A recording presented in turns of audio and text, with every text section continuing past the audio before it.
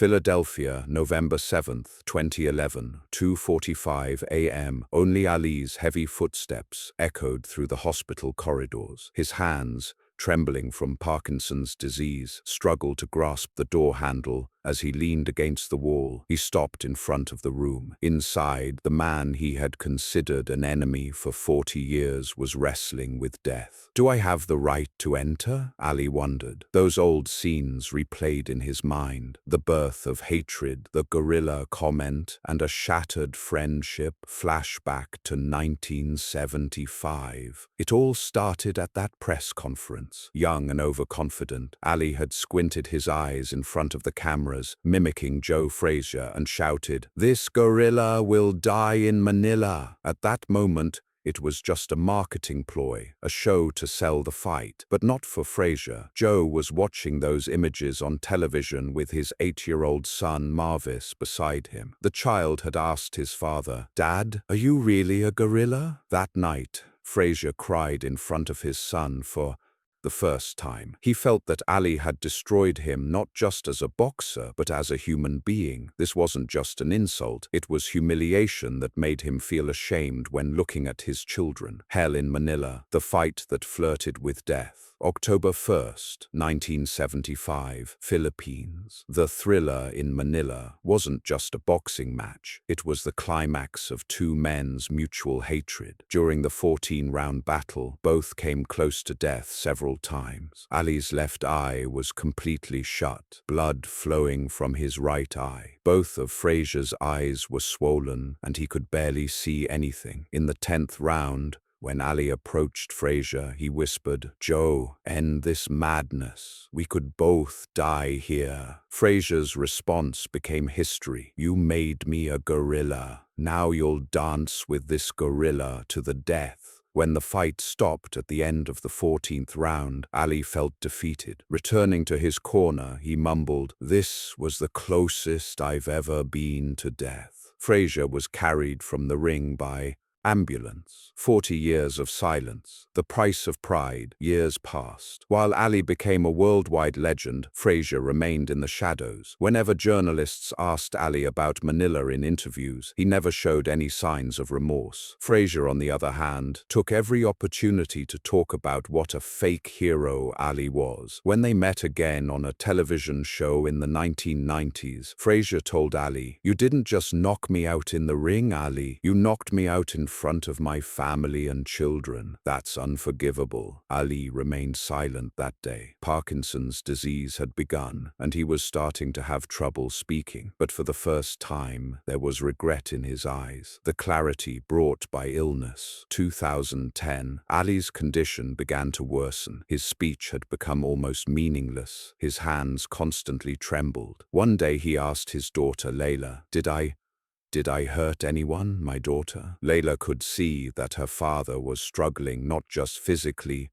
but spiritually. Ali was trying to settle accounts with his past. "Can I call Joe?" he asked one day. Layla was surprised. "Dad, he still hates you. I know, but before I die, I need to tell him something." The final news, Frazier's deathbed, November 7th, 2011, morning. When Ali's phone rang, the urgency in Layla's voice woke him. "Dad, Joe Frazier is in the hospital. Liver cancer. Doctors say he might die tonight." Ali dropped the phone. He covered his face with his trembling hands. What he couldn't say for 40 years now had to be said. "We're going to the hospital," he told Layla. "Dad, he might not want to see you. Even if he doesn't want to, I'm going. This is my last chance." The midnight visit, the moment of confrontation. The hospital room was half dark. Joe Frazier was struggling to breathe with an oxygen mask. When he opened his eyes and saw Ali, he was surprised.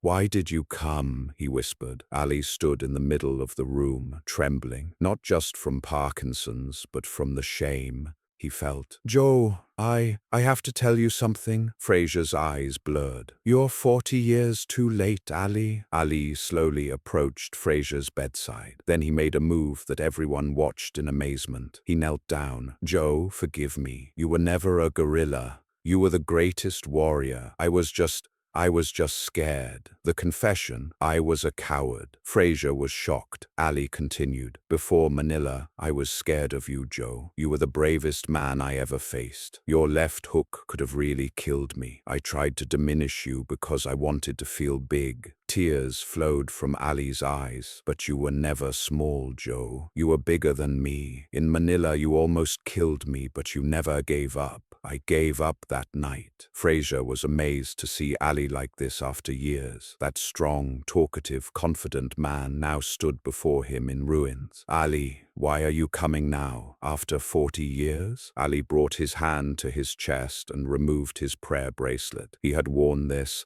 bracelet since 1975, never taking it off. This is my prayer bracelet, Joe. Every night I prayed to Allah to forgive you, but I really needed you to forgive me. The miracle of forgiveness. Joe Frazier looked at the bracelet in Ali's hand. It had Arabic prayers written on it. Ali tried to put it on Frazier's wrist, but his hands were trembling so much he couldn't manage it. Frazier slowly extended his hand and held Ali's. I forgave you long ago, Ali. Years ago. Ali was surprised. When? In 1996, the night you lit the Olympic torch, I watched you on television. Your hands were trembling, but you raised that torch. That night I realized we were both fighting the same battle. You against disease, me against the past. Ali was now sobbing. Joe, I was such a terrible person to you. No, said Frazier. You were just young and scared. I was scared of you too. The final farewell, brotherhood. Frazier held Ali's hand tightly. Ali,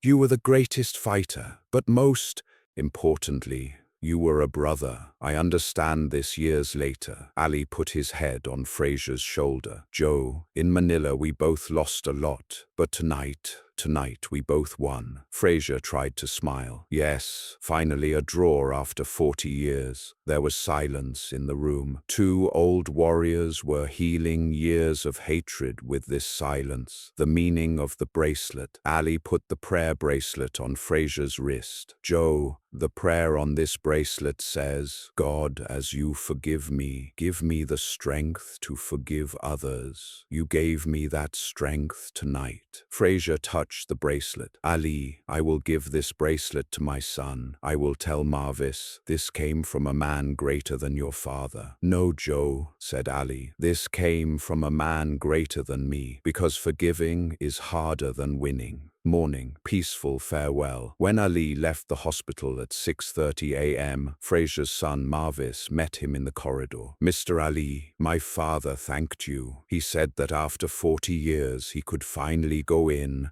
peace. Ali touched Marvis's shoulder. Son, your father was a much better man than me. I was just late in understanding this. November 11th, 2011, Joe Frazier passed away 4 days later. His last words were, Ali's bracelet is still on my hand. I am at peace now. Ali wanted to give a speech at the funeral, but couldn't speak due to Parkinson's disease. Instead, he stood by the coffin, gave him a final salute, and whispered, Goodbye, my brother. In Manila we both won. I just understand this 40 years later. Epilogue, eternal friendship. After Frazier's death, Ali visited his grave every year. When he himself passed away in 2016, at his family's request, a bracelet identical to Joe Frazier's prayer bracelet was placed on Ali's wrist. The two legends had completed their 40-year earthly battle in peace and began to be remembered as brothers for eternity. The Thrilla in Manila was no longer just a boxing match. It was a story where two souls found each other, hatred turned to love, and forgiveness became the greatest victory. Final words from Ali's diary. Joe Frazier taught me the greatest lesson. True strength is not in the fist, but in forgiveness. In Manila, two young men fought. In Philadelphia, two wise men made peace.